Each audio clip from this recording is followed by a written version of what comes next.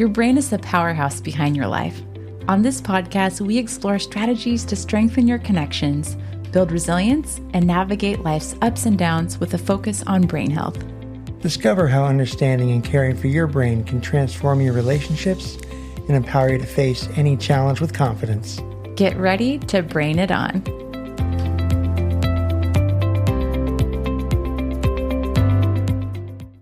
In today's episode, we'll explore why our minds gravitate towards the negative and how we can intentionally shift our focus to find joy, even in the midst of hardship. Let's get started. Hey everyone, welcome back to the podcast. As you know, I'm normally here joined with my co-host Thomas, but he is taking a day to rest and recover. Also, he is experiencing nausea and not feeling really good today, so he is resting. It's been a whirlwind of a week. We just got back from OHSU, being in Portland for Thomas's testing and other appointments. So it's wonderful to be back home with our cat named Kitty. She is kind of giving us the cold shoulder though, but I think she's finally forgiven us for taking a week away from the home. But today I wanted to hop on the podcast. Even though Thomas is resting, I wanted to do a solo episode to talk about a brain blast I had this morning. Basically, it was the culmination of reading a page in a book, a previous book I had read, several days ago, and a podcast episode I listened to. There was just all this information coming together to form the thesis of this podcast episode. So I was very excited, very eager and hyper. And Thomas said, "You know what? You got this. You got this episode. I support you." So here I am in my office, surrounded by luggage and lots of bags that are waiting to be unpacked. So this is my version of procrastinating, but I think it's a good kind. Anyway, this week we were at OHSU for Thomas's follow-up test. As I mentioned, we're checking to see if he is in remission still. He had a lumbar puncture, which takes a sample of cerebral spinal fluid to test to see if there is any leukemia, and also a bone marrow biopsy. And getting these tests done always causes some level of anxiety. I heard it once called scanxiety before, for people who have to have these different scans and tests to check for their cancer. But we got the most amazing news. Thomas's cerebral spinal fluid, which they took from the lumbar puncture, is clear. There is no evidence of disease. Gives me little goosebumps. It is incredible. We're so grateful that Thomas does not have central nervous system leukemia again. And yet, after we got the news, I found my mind pretty quickly jumping to the other thing, the waiting, and specifically waiting on the bone marrow biopsy results. That takes about a week or two, 7 to 10 days to get those results. And that is the test that will tell you if he has systemic leukemia, what would be in his bone marrow. So that's another big test that we're waiting on. And what this has highlighted to me that I've found that was popping up in these different things I'm reading and listening to is how easy it is to shine the spotlight on anxiety and uncertainty.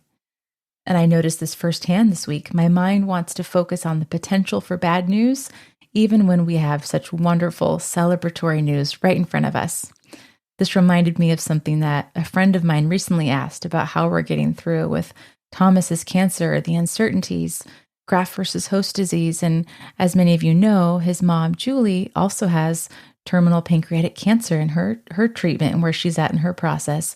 And so the truth is, to be quite honest, we love doing the podcast. We love to, research and find ways to align coping strategies, our values, and help us get through this. And yet there are many times when we mourn, when we cry. Sometimes it's at random. I'll be pouring myself a bowl of cereal and then I'll just start crying. And Thomas is used to this now. And what we've learned, though, is that it's okay. It's good to acknowledge and to allow yourself to feel these things. And also to acknowledge that when we shine our spotlight on just the hard things, it can get pretty overwhelming and maladaptive. So this leads me to what I'm talking about for this episode, which is the black dot effect. So I was reading this in Christine Cain's book, Unshakable. Today's day, it's a devotional book. And so the devotional for August 16th, she shares a story that hit me really hard. I had to stop everything and write this podcast. She talks about her psychology professor who held up a big white piece of paper and he put it under, I'm assuming, the projector so they could see it on the wall. And basically what was on the page was a black dot. So when he said, what do you see? Everyone in the class said a black dot. But then he pointed out to the class that they were so focused on the tiny dot that they failed to notice the overwhelmingly white space that dominated the screen.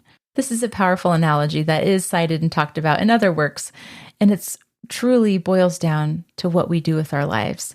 We often choose to focus on the little black dots, so to speak, our trials, insecurities, fears. There's many things that we are anxious about that take up space in our minds. We can get so fixated on these things that we fail to see the vast, beautiful white space of blessings, opportunities, and good things all around us. So I want to begin by talking about the reality of black dots now that we're transitioning into this first part of our episode. So first, I want to be clear that this is not about toxic positivity. This is not trying to make you ignore the black dot, to say that they're not there, they're not real. It's not about pretending they don't exist, these hard things in our lives. For instance, when I was in the hospital and Thomas was in excruciating discomfort from mucositis after the transplant, he couldn't eat, he couldn't drink, he was on an IV pain pump and liquid nutrition.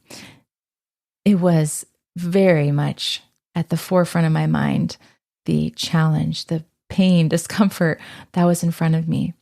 And when, even this morning when he's throwing up and it's multiple times a day because of his immunosuppressant medication, or when we're helping his mom navigate her, pancreatic cancer, it is the most natural thing in the world to feel these things, to zoom in on them. Of course, they're right in front of us. They're, it's somatically, it's viscerally in our bones.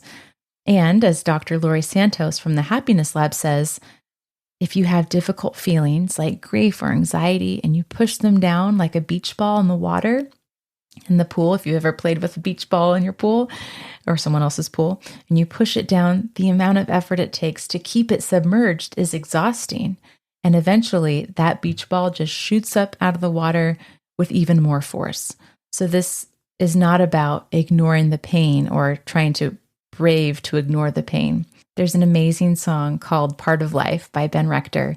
My friend texted me the name of the song and said, I think you might enjoy this during this season. And boy, was she right. It's so poignant, so applicable. There's a part that says, it's okay to feel sad. Feeling sad is a part of life. It's okay to be mad. Being mad is a part of life. There's this repetition, just gentle reminders that all of these feelings are a part of what it means to be human. Then he has this line that gets me every time. And it says, do you know that you're strong? Do you know that you're brave? Even deep down when it doesn't feel that way. Ooh. And it basically goes on to say that the bravery and strength aren't in pretending that you don't feel the pain, that you don't feel these things. The real bravery is in acknowledging it and allowing yourself to feel it. And in the face of the reality of your life, with open eyes and with an open heart, you take the next step. So that is an incredible song. I'll link it in the show notes. If you need a good cry, I remember I was out raking pine needles last year. I think it was in between Thomas's first round of chemo, and then we came home for a month. Oh, I remember. It was before his transplant, and he was wanting to soak up all the fall, all the seasons. So we had to carve pumpkins, go to the pumpkin patch, decorate for Halloween. It was very condensed. Put out some Christmas decorations. We experienced a lot of things, and I especially experienced a lot of emotions. So I was just out in the front yard, raking up the pine needles and leaves. And I'm listening to the song on my headphones, and Thomas looks out the window, and at this point, he cannot touch dirt or leaves or anything like that. It was very hard for him because he's always the one who's doing yard work. He just looks out the window and he sees me out there raking, and I'm crying. I have my wireless headphones in, and he comes out. He's like, I'm sorry you have to rake, babe. Like, I wish I could be doing this for you. And I'm like, no, I'm not crying about yard work. I'm crying because I'm listening to this song. And it's telling me that it's okay to be sad, and that being strong and being brave are in feeling your feelings. And this is kind of what we talk about in our podcast. But for some reason, when it was set to that music and I was experiencing it in that new light, in light of going through this cancer journey, it was really poignant and important to me. So I think we learn these lessons in life. I think as soon as we feel like we know something, sometimes that knowledge that's in our head doesn't connect with our heart. And so we get to relearn it again and realize, what does this mean to me in this season of life? So this brings me to a concept that Thomas's counselor introduced to us, and it has been so helpful for us. He says, 2 things can be true at the same time. You can be completely happy for your friends who are starting families and who are thriving. And you can also be sad that you don't have that in your life right now. You can be grateful for the amazing news about someone's health results, like Thomas's clear cerebral spinal fluid. And you can also feel anxious about the waiting for the other biopsy results. Both emotions are valid and real, and they can coexist because we have these beautiful, amazing brains that are so complex and are multifaceted. We can feel many things. And sometimes I think that we have this cognitive dissonance, or we have this, it feels paradoxical. But when we realize 2 things can be true, it's such a helpful mantra of allowing yourself to feel different things. This is another way of looking at the black dot and white space concept. There can be a black dot and white space. It's not about ignoring the black dot. It's about putting it into context, putting our trials and difficulties into the context of the big picture of our lives.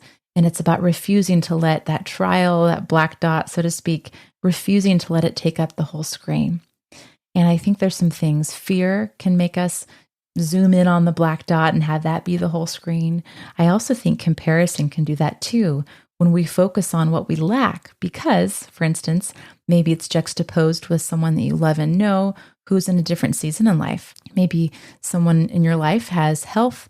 Maybe they're starting a family, and this is something that you're not in a space that you're able to. You can start to slip into this maladaptive comparison. Now, we compare ourselves to others. Brené Brown talks about upward and downward comparison. To be human is to compare. Our brains don't have a choice. We're constantly comparing ourselves. But what we do get to do, regardless of the fact that our brain does it, is we get to choose what happens next, what we do next. So Brené Brown says, comparison is the thief of joy.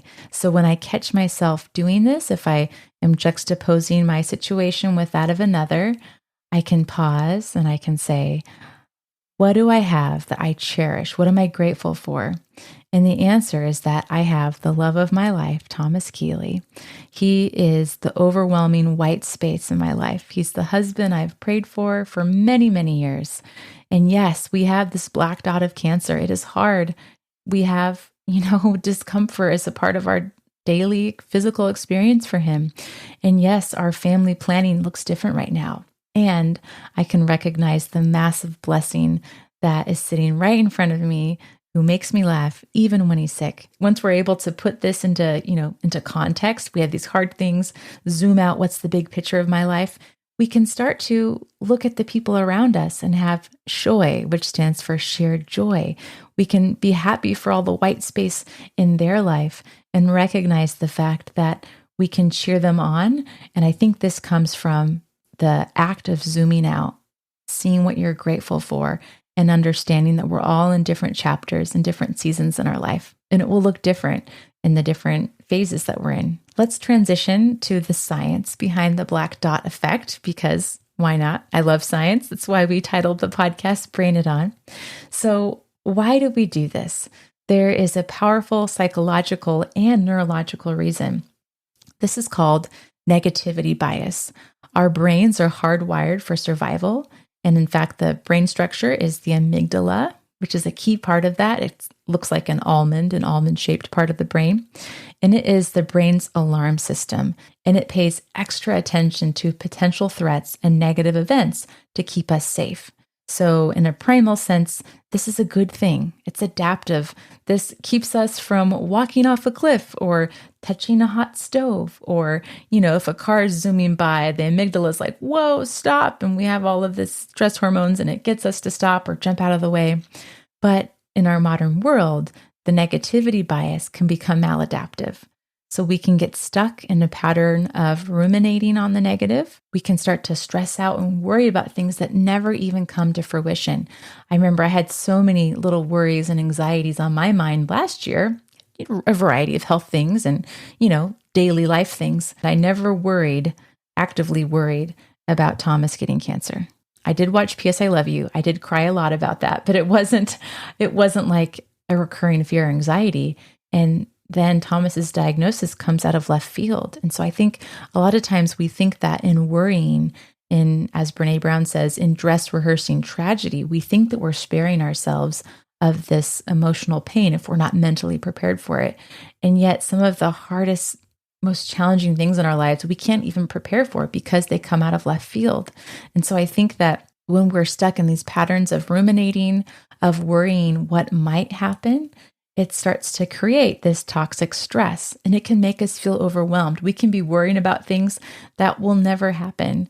This is also related, speaking of negativity bias and why our brains focus on certain things. This is also related to the famous invisible gorilla experiment. I'll put a link in the show notes. It's such a good video. If you haven't heard about this experiment, I'm going to stop here. You can pause, click the YouTube link, watch it, because I'm going to spoil what happens in this experiment, and then press play to this episode. Or if you don't have time for it, you can watch it later. But it's a really neat experiment. Psychologists showed a video of two teams. One is wearing black shirts, I think. The other team is wearing white shirts, and they're passing a basketball, I think, around. And participants were told to count the number of passes made by a certain team. It might have been the team in white. I should have really watched this video to refresh, but that's kind of the gist of it. While they're focused on this task of counting, literally a person in a full gorilla suit walks right into the middle of the scene. I think they beat their chest and then walk away. So we have all these participants who are watching this video. This big gorilla comes right in the middle, and over half the participants completely miss the gorilla. They did not even notice it. So what this illustrates is that our minds can only focus on a finite number of things. And when we're so intensely focused on counting the bad, we literally become blind to the good. And I think that's something that is important to remember: the negativity bias. Remember that our brains, bless their hearts, our brains are trying their best to protect us. And yet it's very important for us to, pull back. What good is there in our lives? And what things can I stop worrying about? Can I stop dress rehearsing tragedy? Sometimes I ask Thomas's oncologist or transplant doctor, now what happens if there is relapse? And at times this is a helpful question. So we can, for instance, have Thomas's donor ready to go to donate some more stem cells. And other times Thomas's oncologist will say, Lindsay, we're going to hope for the best, or we're not going to go down that road. And that's a really powerful reminder to me to focus on the good, focus on all the things that could happen. What if things go well? What if he's still in remission? Rather than worrying about the negative, what if things aren't going the way that we hope for? So ultimately, we get to make a choice. Our brains are going to do what they're going to do. They have this knee-jerk reaction to keep us safe. The amygdala does that. And we also, once we have this knowledge, we get to make a choice. We have agency and autonomy. Ultimately, this all comes back to a core truth that Catherine Price shares in her book, The Power of Fun. She says, our lives are what we pay attention to. We're constantly bombarded with external distractions and worries. So it's important to realize, okay, literally the lives that we are living each day are the sum total of what we're paying attention to. And Mel Robbins, in her 5-Second Rule book, which I was reading the other day, breaks down 2 types of focus that we need to master: the ability to manage distractions in the moment, and the skill of focusing on what's truly important in the big picture, zooming out. Look at the white space. What are those things that are beautiful and good and part of the big picture? And when we realize that our lived experience on this earth is what we pay attention to, if we're looking at the black dot or if we're zooming out and seeing all the beauty and all the good, that truly influences, and that is the sum total of what our lives are, it's amazing because we can realize that we have so much autonomy. We have the ability to choose, and these choices truly impact the way we live our lives. A popular quote that sums this up is, life is 20% what happens to you and 80% how you react to it. The exact origin is debated, but the sentiment is profound, and it's a great way to think about how we can choose to respond to the events in our lives. I remember there were times when Thomas and I were in the hospital at OHSU, and he had chemo. He had it, connected to his PICC line in his arm. And we were watching, we were watching Seinfeld or something, and we were laughing. And sometimes nurses or CNAs would come in and they would be like, is everything okay? Like, we're giggling, and here Thomas is, sick and chemo attached. And in those moments, we had the ability to have that 80% of choosing how we were going to react to what was going on. Now, believe me, this is not to say that we get this right or that we do this a lot, but it's to say it's beautiful when you are able to realize, I'm going to choose how I react to this. I'm going to put on a fake mustache, on my mask, and I'm going to walk around the hospital and be totally silly and absurd. And I'm going to make the use of my time in a way that is bringing levity and life and joy.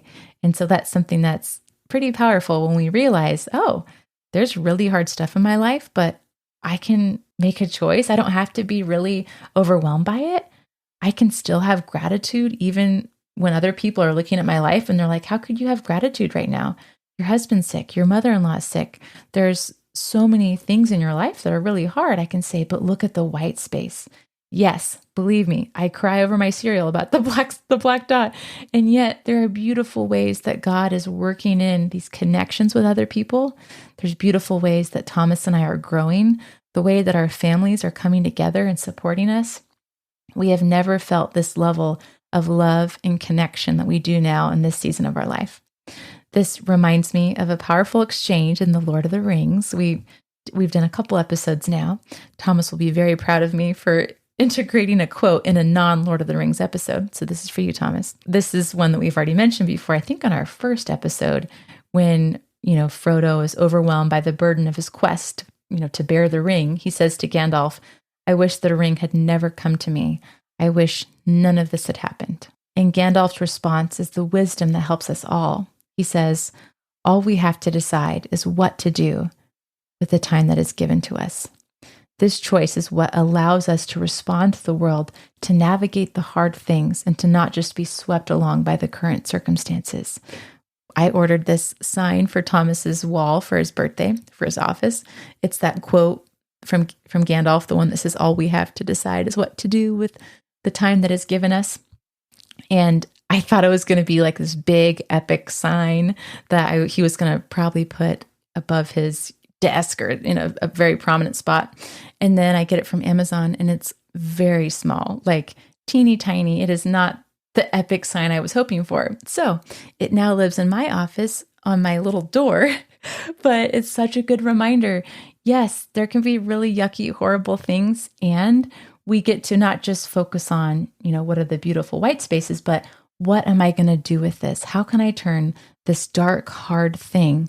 And how can I look outward and help other people navigate this situation who also are going through cancer, who also are having whatever circumstance that's going on in their life? How can I use my experience for good? And in the Christian context, this is also what the Bible talks about. In Philippians 4:8, it says, focus on what is true, noble, right, pure, lovely, admirable, whatever is excellent or praiseworthy. We are being asked to intentionally shift our attention to the white space in that verse. So this is a big question. How do we do it? How do we acknowledge the black dots, the discomfort, the pain? I'm going to say pain, and we're not supposed to say pain, but sometimes that is the word that truly captures the depth of discomfort that I have seen in Thomas's face, certainly, and that different people experience at different times in their lives. So how do we acknowledge these things while also choosing to shine our spotlight on the vast white spaces? So let's talk about some actionable tips that you can use to shift your focus. By the way, whenever we put together these lists of tips and tricks, this is basically a big research project that I'm hopeful would be helpful to you as you're consuming this content, as you're listening along in your drive home or your walk to the mailbox. But ultimately, Thomas and I do these episodes. We come up with these actionable tips to help ourselves. So this is something that I'm truly speaking to myself, that I'm really hoping that I can take to heart and utilize these strategies myself. So number one is define your why and audit your life. Bob Goff is one of our favorite authors, And he discusses in his book called Undistracted, one of the most powerful ways to combat distractions. And he says this is to have a clear, deeply held purpose. He says when you know your why, it becomes much easier to say no to the things that don't align with it. So I'm going to ask you to take a moment for honest self-reflection and audit your life and see what's truly distracting you. Think about which activities align with your purpose and which do not. This mindful practice helps you shift your attention to what truly matters. Tip number 2 is yes to this, no to that. My brother taught me a very powerful question. He said, if you say yes to this, what do you say no to? This was in the response to me asking him if I should do something. It might have been if I should take on some more classes to my teaching load at OSU. And this is the hard part of making a choice. When he asked me that, if you say yes to teaching these 2 classes, what do you say no to? And I realized in that instance, I was saying no to working on my Positive Choices podcast and illustrating kids' books. So that helped me step back and say, okay, I have these other creative projects. I am going to say no to taking on a bigger course load. For Thomas's cancer journey, it meant saying no to my teaching job, which was difficult, but very much worth it so I could be more present and focused, and so that we could start a podcast in the hospital.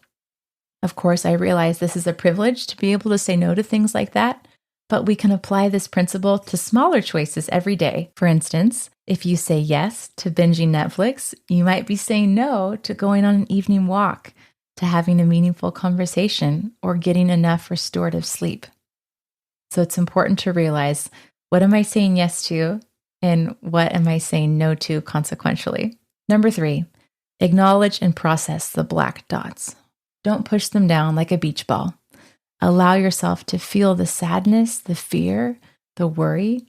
Give them the attention they need, but don't let them take over the entire screen. And in recognizing and in accepting these feelings, if you cry, which is definitely something I do, crying is actually a good thing. It helps the body release stress hormones and promotes a calming effect. So if you process by crying, your body and brain thank you for it. Tip number 4, practice gratitude. A simple but powerful tool is a gratitude journal. Research like the 3 Good Things study by Martin Siegelman has shown that writing down 3 positive things that happen each day and reflecting on your role in them can significantly increase well-being and decrease symptoms of depression. I kept my journal when I was in the hospital. As I mentioned in a previous episode, I had my little sticker for the day, the visitor sticker I was wearing. I would put it in my journal. I would write a good thing down. Sometimes there weren't 3 things, but something positive that happened, and then maybe another hard thing too, acknowledging both, but taking time to write down or at least talk about the good things in your life has amazing effects. Number 5, find a way to help someone else. This is a tip that a dear friend gave me when I was living in the hospital on one of the hardest days. Thomas, I believe, was no longer able to eat food at that point. They switched him to IV nutrition because just how swollen his face was and how much of a hazard it was for him to eat or drink anything. So I was crying to her on the phone and essentially telling her I did not have capacity to deal with these struggles. And then she told me, you need to start focusing on other people. You need to start helping other people. I wasn't sure if this was possible because, as I had just told her, I didn't have the capacity for my own struggles. But she said, do it anyway. Find one person a day that you can help. And it can be as simple as a smile. So I thought, I can handle smiling. I have to wear a mask, but maybe I can smile with my eyes. So as I started to look for ways to help other people or to bless them, one of the ways, a simple way, was riding at the elevator and going up and down the elevator to Thomas's transplant floor at OHSU in the Kohler Pavilion. I started to look into people's eyes, and most often people are on their phones. And when you start to look at someone, they look up and like, do you know me? Is there something you need to say? So it can be unsettling for some folks. But I found that when I looked at people, when I made a connection with them, an amazing thing happened. I found that I could smile at someone who maybe looked down and maybe their eyes would twinkle back, or they would, start to have that maybe encouragement by my smiling face. Or some people I noticed seemed like they were lost and I could help them literally walk them to the cafeteria, something very basic like that. And every once in a while, if someone looked sad and they had tears in their eyes, because when you're walking with a loved one who has cancer, it's such a vulnerable thing. And so there were some people in the elevator who I would walk in and they would just have tears coming down their face. And something I would do sometimes is just put my right hand over my heart and look at them and just nod and say, I get it, or I know, or yes, I'm with you. And those were some of the most powerful exchanges, is just seeing someone, helping them feel seen. No powerful fancy words, but just being present with them. And at one point I saw a woman who was crying, and she spoke Spanish, and my Spanish skills are a little rusty, very rusty. And I even tried praying with her, and definitely it was a stretch, but she was able to help coach me along with some of the words to say. And our conversation ended with a hug. So some of it must have been comprehensible to her in Spanish. But in doing these different things, I started to feel a renewed sense of purpose and agency. I wasn't just walking into this hospital every day. I was living there. I wasn't walking around the hospital every day in this dark, painful vortex. Instead, I was zooming out and seeing I am in a dark place, and this is a place where I can shine my light. I can be a light for other people. And I can hopefully be a hope and encouragement to them. And when I do that, it's an encouragement and it's a hopeful act for myself. It was like seeing the white space where God could work, finding a way for good to be worked out, even in the midst of hardship. And in the end, by focusing on one person a day, helping one person a day, it was my way of taking back control and having agency and finding my joy ultimately. This is definitely a journey. And some days are harder than others. But by mindfully choosing where we shine our spotlight, we can take back control of our peace, our joy, and our lives. When we feel like they're spinning out of control, we can remember that we get to choose what we focus on. And we can remember that we can be brave enough to face the hard things. Being brave doesn't mean that you don't look at them. It means that you look straight at the hard things in your life. And you can choose where you want to focus. As Ben Rector, the artist, songwriter, so beautifully reminds us, what a strange and precious gift it is to be alive. If you feel a lot of things, then you're doing it right. Feeling things is a part of life. Thank you for listening to this episode. If you got something from it, if you found any little nuggets of wisdom, or if it resonated with you, and if you know someone in your life who could benefit from it, feel free to share this episode with them. My hope is that we can all start to be more mindful of what we pay attention to. We can notice the beautiful white spaces, and we can start to help other people, even if it's just one act a day. Thanks so much for listening, and we will talk with you soon.